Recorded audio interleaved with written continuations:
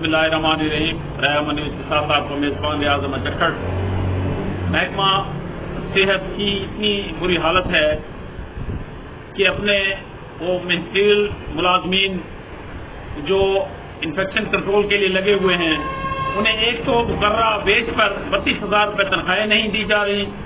दूसरा जुल्म ये है कि उन्हें 5 माह से तनख्वाह ही नहीं मिली। अगर उन्हें तनख्वाह नहीं मिलेगी, उनका घर बार कैसे चलेगा? वो छोटे मुलाजिम हैं जिनको इस वक्त भी 25,000 रुपये दिया जा रहा है 32,000 के मुकाबले में। महकमा सेहत अपनी दीगर अल्लाह इतने खर्च कर रहा है जिसकी हद नहीं है, और हुकूमत पंजाब भी उन पर गौर नहीं करती। हत्ता के अस्पताल में अद्वियात की मौजूदगी नहीं है, लेकिन रिवैम्पिंग और दीगर फजूल इखराजात पर इतने खर्च कर रहे हैं जिनकी हद नहीं है।